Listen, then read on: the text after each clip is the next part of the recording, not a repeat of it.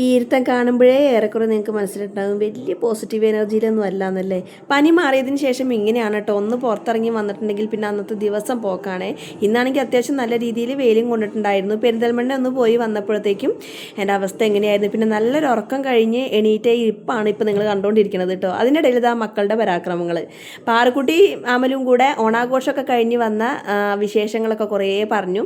അതിന് ശേഷമുള്ള പരിപാടികളാണ്. ഞാനിവിടെ വന്നിരുന്നപ്പോൾ ഒരാളവിടെ ചവിട്ടിയിൽ കിടന്നിട്ട് നമസ്കരിക്കണം. എനിക്കറിയില്ല എന്താ സംഭവം എന്നുള്ളത്. എന്തായാലും അവിടുന്ന് എണീപ്പിച്ചതിന് ഏട്ടനിട്ട് കൊട്ടുന്നതാണ് ഇപ്പോൾ അവിടെ കണ്ടത് കേട്ടോ.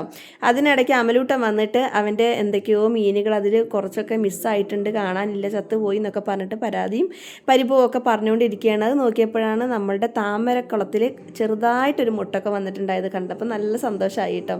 പിന്നെ ഞാൻ ഇന്നലെ ഇതേപോലെ വീഡിയോസ് ഇങ്ങനെ കണ്ടുകൊണ്ടിരുന്നപ്പോഴാണ് നമ്മൾ ഈ സ്പൈഡർ പ്ലാന്റ് ഹെൽത്തിന് ഒരുപാട് നല്ലതാണെന്നൊക്കെ പറഞ്ഞത്.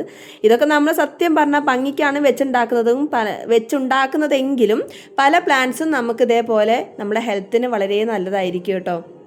പിന്നെ അതെന്താ അറിയോ, ഇത് നമ്മുടെ ഒരു ശത്രുവാണ് കേട്ടോ. എപ്പോഴും നമ്മളുടെ ഈ ഒരു ആമ്പൽക്കുളത്തിലും താമരക്കുളത്തിലും ഒക്കെ ഇതിനെ കണ്ടുകൊണ്ടിരിക്കുന്നുണ്ട്. അതായത് നമ്മളെ തവള, അതാണ് ഇനിയിപ്പോൾ മീനുകളെ തിന്നുന്നതെന്ന് അറിയില്ല കേട്ടോ.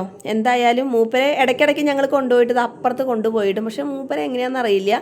കുറച്ച് കഴിയുമ്പോഴേക്കും ആൾ സെയിം സ്ഥലത്ത് എത്തിയിട്ടുണ്ടാവും കേട്ടോ. കാരണം കണ്ണ് കെട്ടിയിട്ടൊന്നും അല്ലല്ലോ വിടുന്നത്, അതുകൊണ്ട് കറക്റ്റായിട്ട് ആൾ തിരിച്ചെത്തുന്നുണ്ട്. ഇപ്പോഴും അമ്മലിത് അങ്ങ് കൊണ്ടുപോയിട്ടിട്ടുണ്ടായിരുന്നു. അതിനിടയ്ക്ക് പാറക്കുട്ടി തന്നെ ഞാൻ വീഡിയോ എടുക്കാൻ ഫോൺ വെച്ചപ്പോൾ അതിൻ്റെ ഇടയിൽ ഒരു കുഞ്ഞു കുഞ്ഞു പരാക്രമങ്ങൾ കാട്ടുന്നതാണ്. ഏട്ടനും കുറവല്ല, ഏട്ടനും നല്ലോണം കാണിക്കുന്നുണ്ട് കേട്ടോ. ഇതാണ് ഈവനിങ് ആയ ഏറെക്കുറെ ഞങ്ങളുടെ അവസ്ഥ എങ്ങനെയാവും കേട്ടോ. എന്തെങ്കിലുമൊക്കെ ചെയ്തുകൊണ്ടിരിക്കുന്നത് മൂന്നാളും കൂടെ അങ്ങോട്ടും ഇങ്ങോട്ടും ഇങ്ങനെ വികൃതി കാട്ടിക്കൊണ്ടേയിരിക്കും. നല്ല ഉണങ്ങി കിടന്ന മുറ്റായിരുന്നു, അതങ്ങോട്ട് നനച്ചപ്പോൾ അവന് സന്തോഷമായി. അങ്ങനെയൊക്കെയല്ലേ അവന് സന്തോഷം പ്രകടിപ്പിക്കാൻ പറ്റുള്ളൂ അല്ലേ. അതിനിടയ്ക്ക് പാറക്കുട്ടിതേ വീണ്ടും എന്തായാലും നീ വെറുതെ ഓസെടുത്ത് കളിക്കല്ലേ, എന്നാൽ പിന്നെ ഇതൊന്നും നനയ്ക്കടാന്നും പറഞ്ഞാൽ അവനെ സോപ്പിട്ടിട്ടതാ ഇതൊക്കെ ഒന്ന് നനച്ചെടുക്കുന്നുണ്ട് കേട്ടോ. 2 ദിവസമായിട്ട് നല്ല വെയിലാണല്ലോ. അപ്പോൾ ആ ഒരു വെയിൽ തന്നെ നമ്മളെ ചെടികൾ ഏറെക്കുറെ ഒന്ന് സൈഡാവാൻ തുടങ്ങിയിട്ടുണ്ട്. അതിനിടയ്ക്ക് ഇതാ പുതിയ മീനുകളൊക്കെ പാറ്റിയിട്ടുണ്ട്, കാണിച്ചു തരാമെന്ന് പറഞ്ഞപ്പോഴേക്കും രണ്ടാളും കൂടി ജോയിൻ്റ് ആയിട്ടോ. അത് പിന്നെ അങ്ങനെയാണല്ലോ, കുറച്ച് നേരം തെറ്റിയിട്ടാണെങ്കിൽ കുറച്ച് നേരം മിണ്ടിയിട്ടായിരിക്കും. പിന്നെ എനിക്ക് തോന്നി നടക്കാൻ വയ്യ, വന്നിരിക്കാമെന്ന് കേട്ടോ. ചില ദിവസങ്ങളൊക്കെ അങ്ങനെയാണ്. അതായത് നമ്മൾ എന്തിനേലൊക്കെ ഇങ്ങോട്ട് എവിടേക്കെങ്കിലുമൊക്കെ ഒന്ന് പോയിട്ടുണ്ടെങ്കിൽ പിന്നെ അന്നത്തെ ദിവസം മൊത്തം പോക്കാണ്. പിന്നെ ഇപ്പോൾ ഞാൻ പറഞ്ഞില്ല, ഈ പനി മാറിയതിന് ശേഷവും ഇങ്ങനെ തന്നെയാണ് കേട്ടോ. ഇനിയിപ്പോൾ നാളെ തുടങ്ങിയിട്ട് രണ്ടാമതും നമുക്ക് ക്ലീനിങ്ങും പരിപാടികളും ഓണമൊരുക്കങ്ങളും ഒക്കെ തുടങ്ങണം കേട്ടോ.